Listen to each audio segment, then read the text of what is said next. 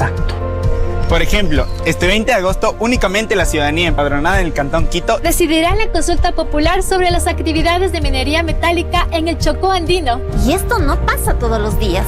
Mi voto decide. Y el tuyo también. CNE, tu voto decide. Fin de espacio promocional y publicitario. La revista de opinión Democracia, buscando la verdad en todas partes.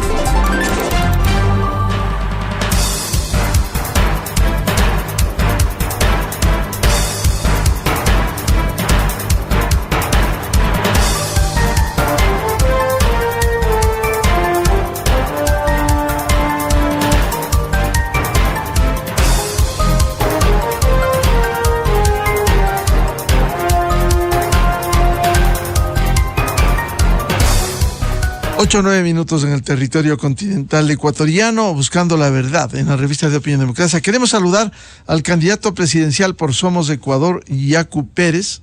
Lo invitamos a un diálogo para conocer en esta recta final de la campaña cómo aplicar el plan que ha anunciado, por ejemplo, el plan por un Ecuador seguro, que señala: en el norte, seguridad ciudadana y paz social; en el sur, seguridad económica e inclusión; en el este, seguridad ética y jurídica; y en el oeste, seguridad ecológica y prevención.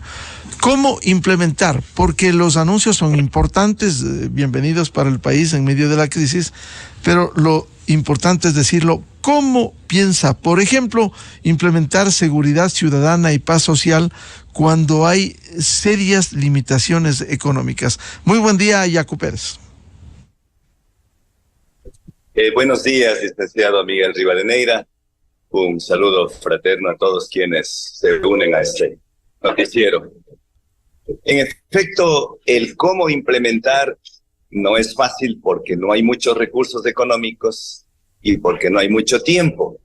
Sin embargo, nuestro plan de gobierno no va a tener descanso alguno. Desde el primer día de nuestro gobierno implementaremos un plan integral de seguridad ciudadana que indudablemente va a requerir recursos, pero es el momento de privilegiar las necesidades que se requiere un país. Todo el país.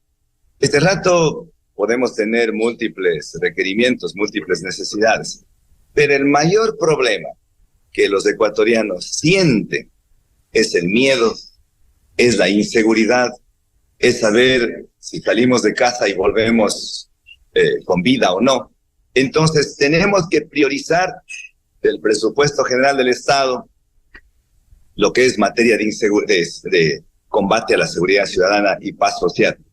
Y además es necesario suscribir un pacto ético-social por la seguridad, en donde no solamente sea el gobierno nacional el que tenga que liderar este proceso, sino tiene que también participar los gobiernos autónomos descentralizados. Para ello hay que hacer unos convenios de concurrencia, porque actualmente la Constitución y el COTAD no les permite, pero con un convenio de concurrencia sí es factible.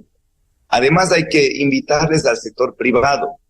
Las cámaras de la producción que este rato se ven afectadas seriamente, los gremios de profesionales, el gremio de la transportación, que es otro estamento en donde está seriamente afectado por la delincuencia y el crimen organizado, los comerciantes, es decir, todos los sectores en la que hay que incluir también a las iglesias. La Iglesia Católica, Evangélica, van a jugar un papel fundamental. Y obviamente que también hay que hacer un consenso con todos quienes estén representados en la Asamblea Nacional y plantearnos una agenda mínima.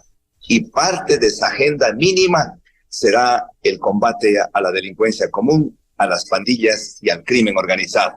Y para eso también el cómo, decíamos que no es suficiente la policía y las Fuerzas Armadas. No estamos diciendo que ellos no van a ingresar. Tienen que ingresar la Policía Nacional con el Ejército en una estrategia combinada, pero también hay que incluirles ahí a la Policía Nacional, hay que hacer que se sume la policía aduanera, la policía de tránsito, la policía municipal y seguridad privada, que sean auxiliares de la Policía Nacional. Entonces tienen que entrar en los sectores más violentos y más vulnerables, acompañados además de lo que es con la una mano la hiel, con la otra mano la miel. Y tienen que entrar profesores, médicos, artistas, deportistas, para reaperturar las escuelitas cerradas, para darle dispensarios médicos, para darles comedores populares, para darles artes y oficios. Después de la pandemia, cerca de 200,000 niños se quedaron al margen de la educación y a ellos hay que devolverles. Antes que se enrolen en el crimen organizado, hay que hacer que ellos estudien, trabajen, se desarrollen. Eso es lo que queremos los ecuatorianos. El año y medio no va a ser suficiente, pero vamos a sentar las bases para iniciar un proceso de cambio y de retorno a la paz social, como éramos considerados antes una isla de paz del Ecuador.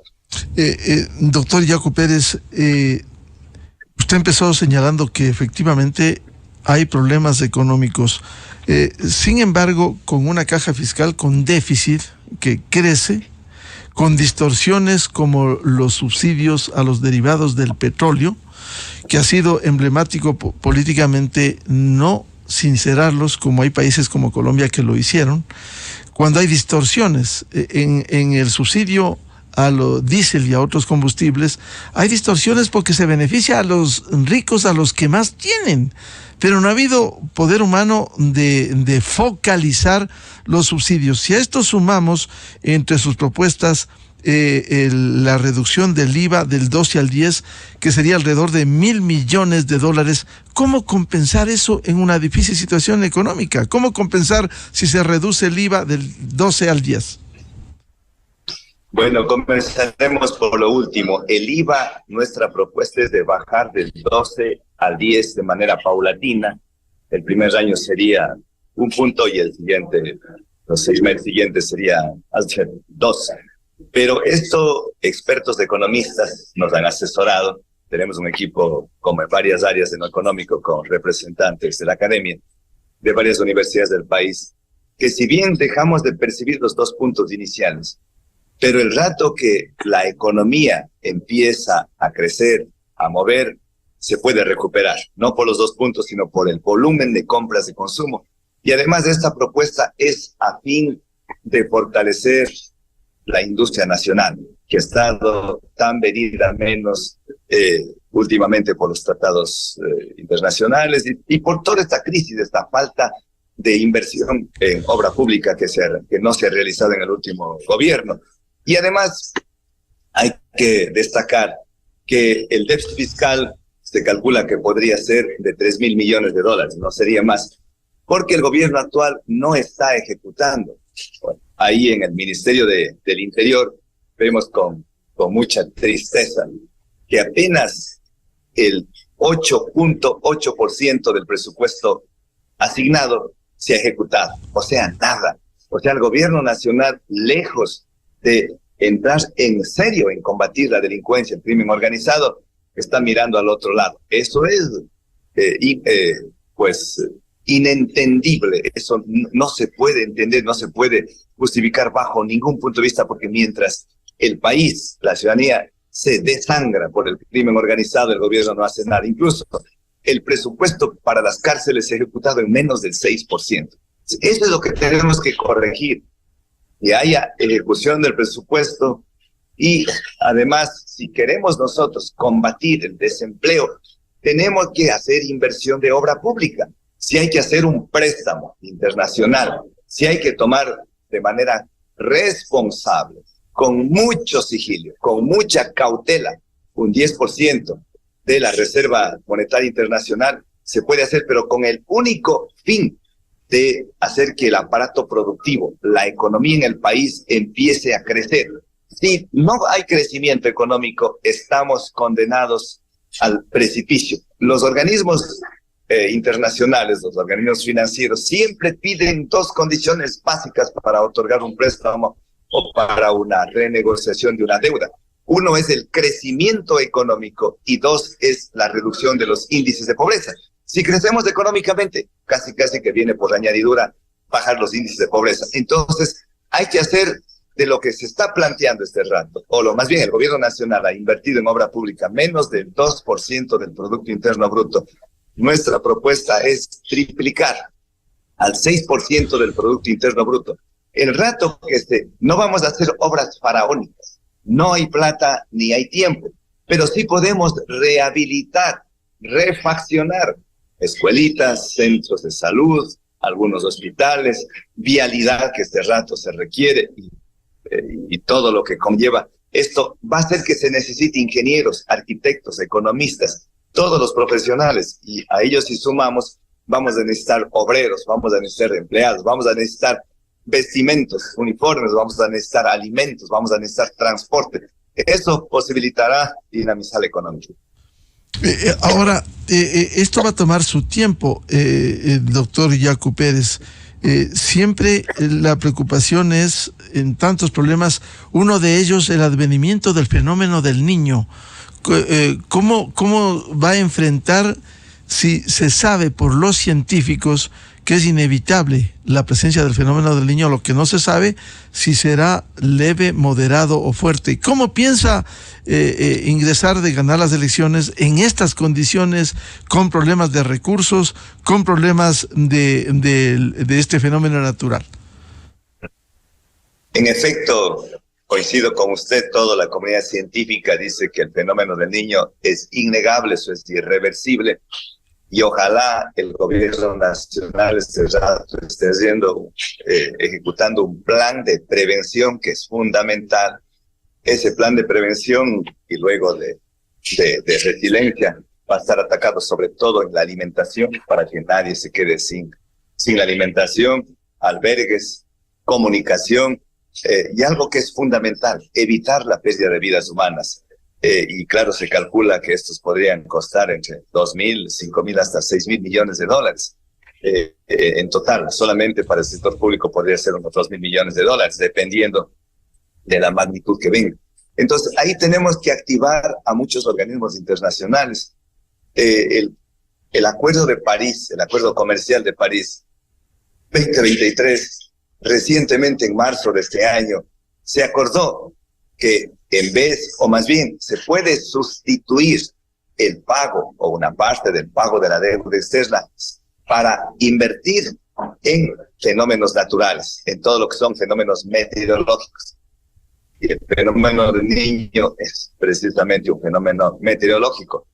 Adicional a esto, hay que recurrir a la Convención de Naciones Unidas contra los Desastres Naturales, hay que recurrir a los organismos regionales, al mismo Banco Mundial y al mismo Fondo Monetario Internacional, que también contarían con recursos para poder combatir, hacer frente, prevenir, hacer frente, resiliencia y luego todo lo que significaría la reparación frente al fenómeno del niño. Y ahí tenemos que hacer igualmente una gran vinga con todos los sectores público-privados, los gobiernos locales, y algo que quisiera recomendarle al presidente Lasso. Una de las maneras de evitar que el fenómeno del niño traiga unos efectos catastróficos es la prevención. ¿Y cómo prevenir en obras de infraestructura? Hay que limpiar los sumideros de las calles, hay que limpiar las quebradas, hay que limpiar los ríos, hay que colocar grandes cantidades de piedra y arena frente a las bases de los puentes.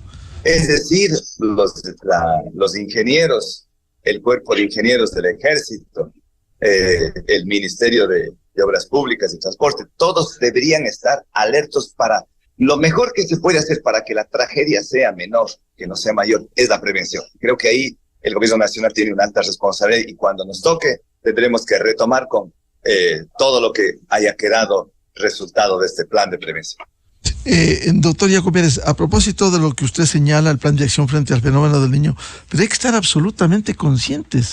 El gobierno ha lanzado, y lo hemos revisado, un plan de acción de alrededor de 50 páginas, pero quizás la mayor responsabilidad en lo local tienen los gobiernos autónomos descentralizados, y de los 221 hay alrededor de más de 100 que tendrían el mayor impacto, que están bajo la cota de los 1.500 metros sobre el nivel del mar. ¿Cómo lograr que los gobiernos autónomos descentralizados despierten frente a estos hechos y comiencen a hacer lo que usted bien ha dicho, los planes de prevención, las acciones, en conjunto, por cierto, con el gobierno central?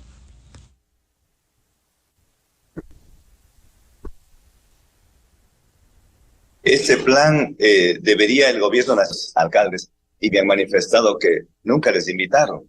Es el momento de que el gobierno nacional lidere la ejecución de este plan, en donde se les incluya a todos los gobiernos locales, desde la junta parroquial hasta la prefectura, y también el sector privado.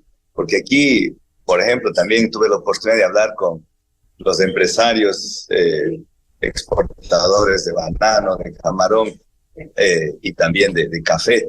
Y ellos manifiestan que el gobierno está bastante flojo, que con un sector se había reunido en una ocasión, pero con nosotros no conocía.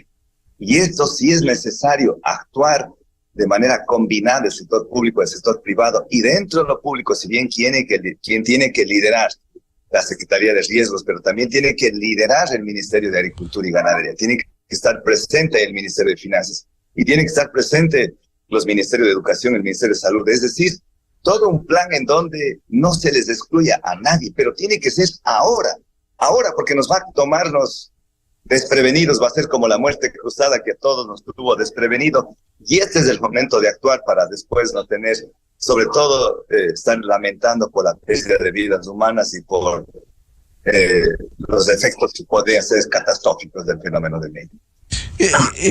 Decía, doctor Pérez, gran responsabilidad tiene el gobierno nacional, efectivamente, pero los gobiernos locales, bastaría ver consejos cantonales, consejos provinciales, que han sido un fracaso. En Esmeraldas, casuística, en Esmeraldas, 40 años sin agua potable, sin alcantarillado, hay la reserva hídrica en San Mateo, hay la tubería, pero es una pésima gestión administrativa y esto no le corresponde exclusivamente al gobierno nacional, que tiene que responder, insisto, pero los gobiernos locales ha sido un desastre y que no se laven las manos, porque cuando venga el embate del fenómeno del niño dirán, el gobierno no nos da recursos, el gobierno no atiende periódicamente. Entonces hay que estar conscientes que se va a liderar a fin de año este tema. Y por otro lado, usted hablaba, doctor Yacu Pérez, del presupuesto del Estado.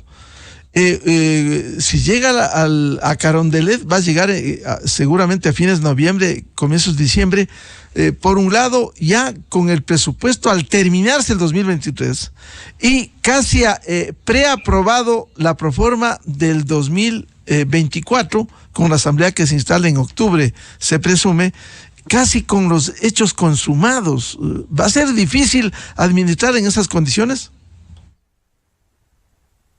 Completamente consciente estoy de esa situación, que usted lo ha puesto el dedo en la llaga, con presupuesto aprobado, con asignaciones ya establecidas. Tocará hacer una reforma al presupuesto. Y sobre el primer caso, creo que los gobiernos locales, unos han respondido bien y otros han sido bastante tibios, para no decirle algo más fuerte. Pero también gran responsabilidad también tiene el Ejecutivo. En el gobierno del 2006 al 2015 se eliminaron organismos regionales que cumplían una función muy importante, que algunos a lo mejor estaban distorsionando su finalidad, su orientación, su objetivo, pero se podría haberlo enderezado. Y me refiero a los organismos regionales como CDG, como Codeloro, como CRM, como el CREA, que cumplían funciones justamente en materia de control y regulación hídrica, en un plan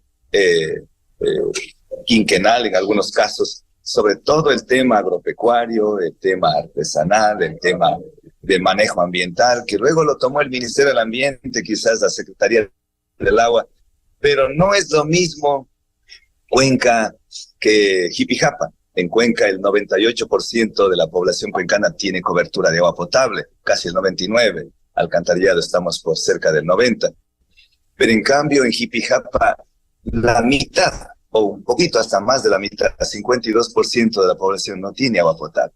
Y eso pasa en muchos cantones, no solamente de Jipijapa, sino varios de Manabí, en la provincia de Los Ríos. Y eso sí es una desidia de los gobiernos locales que no han sabido optimizar o priorizar lo que es el tema del agua potable, del saneamiento, del alcantarillado, del cuidado de la naturaleza.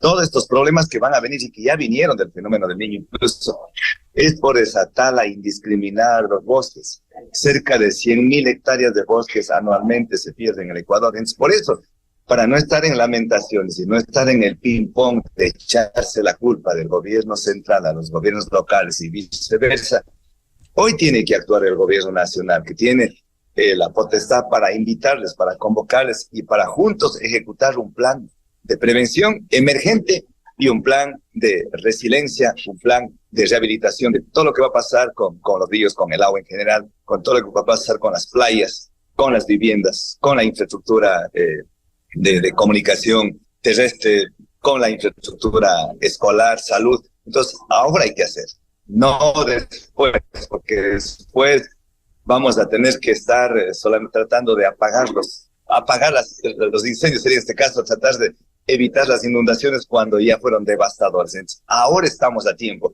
Y si no hay una respuesta del Ejecutivo, deberían, a través de la Asociación de Municipalidades del Ecuador, a través de del CONGOPE, del CONAJUPARE, deberían estos organismos empezar a trabajar ahora. Y esto es, yo me encuentro completamente casi desesperado y he hablado con los municipios, juntas parroquiales y prefecturas, decir, pero activen, va a ser demasiado tarde cuando estemos ahí con el agua hasta la coronilla, cuando veamos que no hay alimentos, cuando las vías estén completamente colapsadas, cuando sea demasiado tarde. Creo que la actuación tiene que ser ahora. Dos temas puntuales, doctor Yacu Pérez. El uno tiene que ver con las garantías electorales. ¿Usted siente que hay garantías electorales para los resultados? En la elección anterior usted cuestionó la actuación del CNE. ¿Hay plenas garantías que permitan que se respete el pronunciamiento popular? Y por otro, hoy en Diario Expreso se publica un tema sobre el empleo, en donde usted dice: en nuestro gobierno planteamos crear 500,000 empleos adecuados que garanticen los derechos laborales y un salario digno de la mano del sector público y privado. ¿Cómo implementar 500,000 empleos en tan corto tiempo y en estas condiciones? Voy a comenzar con lo segundo. Perdón. Es mediante la inversión en obra pública se puede dinamizar la economía, se puede reactivar el aparato productivo. Eso lo ha demostrado, por ejemplo, en 1929, bajo la presidencia y el liderazgo de Franklin Roosevelt, con la Gran Depresión. Solo con inversión pública se salió de la Gran Depresión, y eso ayudó no solamente a Estados Unidos, sino a los países que tienen sus relaciones internacionales. Si bien no va a ser inversión igual a Norteamérica, eso ni remotamente pensar, pero como dijimos, rehabilitando los grandes canales de riego, rehabilitando la vialidad en el país, las escuelitas que están cerradas y que hay que reaperturar, pero para ello previa rehabilitación o refaccionamiento de esas aulas escolares, es imprescindible ahí contar con fuentes de trabajo que se va a dinamizar. Este rato prácticamente está paralizado el país, no hay inversión pública, y eso es lo que frena el crecimiento económico, frena el empleo, y más bien solamente en 2 meses se produjo 50,000 desempleos adicionales, lo que dice el INE. Además de ello, nuestra propuesta es crear un fondo económico emergente de $500 millones para para otorgarles créditos a largos plazos y con intereses menores de 1 dígito. Eso también posibilitará dando créditos de $500 a $5,000 de acuerdo a las necesidades. Para los comerciantes minoristas, ellos no necesitan créditos mayores, pero para el sector agrícola, para el sector agropecuario, para el sector artesanal, para turismo, sí requieren mayores cantidades, y eso también dinamizará la economía. Entonces, eso es fundamental, y eso es parte del asesoramiento económico que nos han dado economistas solventes de las universidades, de la Central, de la Politécnica, de la San Francisco, de la Universidad Andina, de la Estatal de Guayaquil, de Cuenca, entre otras. Y sobre el primer tema, sobre el control electoral, sí, en efecto, nosotros estamos muy preocupados porque no queremos que se repita la triste historia del 2021, en donde nosotros ganando en 14 de las 24, pero quinto día nos bajaron a tercer lugar, impidiendo llegar al balotaje. Y esto hizo que no solamente haya dudas, sino nosotros presentáramos 20.000 actas en el CNE para que puedan ser revisadas y aperturen las urnas. Incluso el presidente Lasso se comprometió ante el CNE y los observadores internacionales de permitir que se abran el 100% de las urnas en Guayas y el 50% en 17 provincias. Desventajosamente, al siguiente día, él rompió el acuerdo y quedó en nada. Entonces, con estos antecedentes y otros más, el caso del Yasuní, el caso del 2023, donde el vicepresidente Pita encontró un centro de cómputo paralelo en Guayaquil, con todos estos antecedentes, he tenido ya reuniones con varias embajadas de España, Hungría, Italia, entre otros, la embajada americana, para plantear esta necesidad de que tenemos que garantizar la democracia.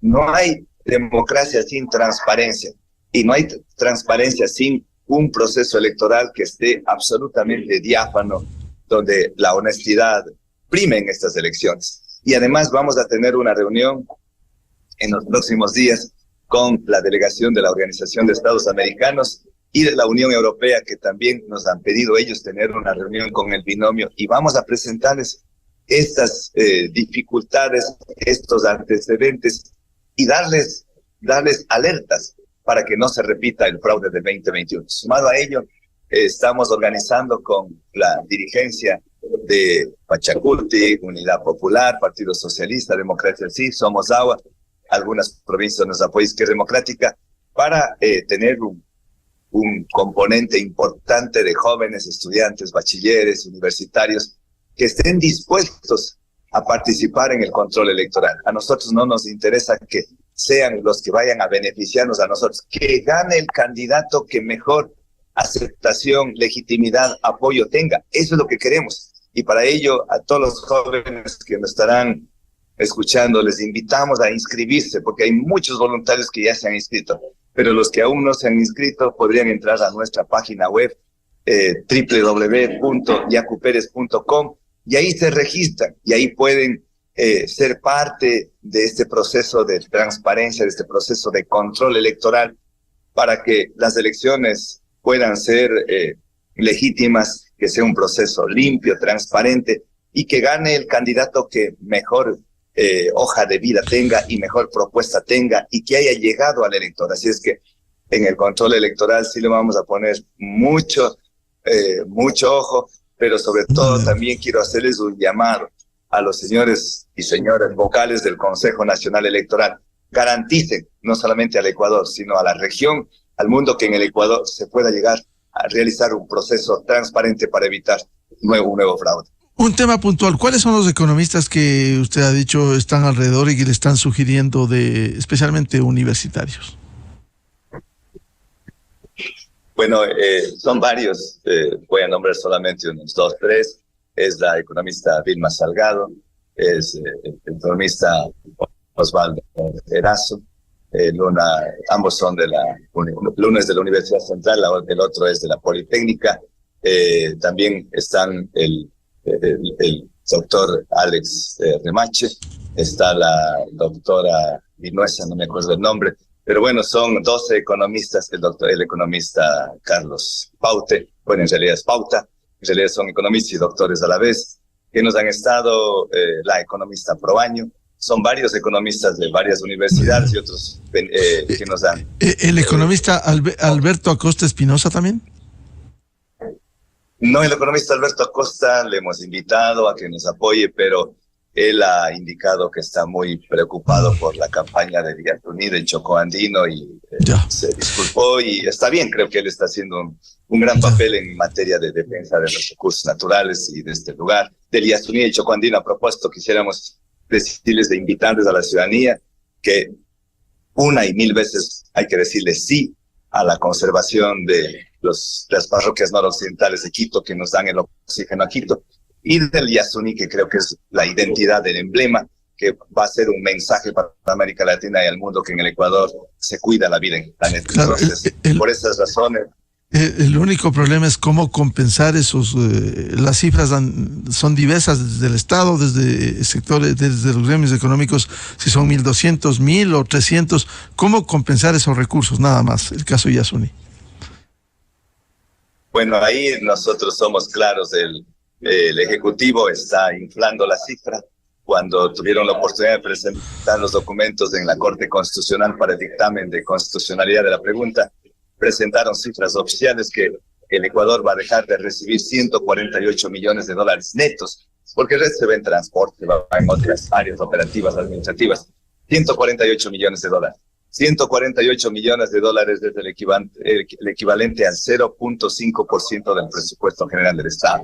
Es decir, no es una cifra mayor, y esto se puede compensar con lo que desde el enero del 2024 la infraestructura del OCP ya pasa a manos del Estado, de Petroecuador, y ahí se va a ahorrar el pago anual de $117 millones por la utilización del OCP. O sea, ahí casi que se compensa.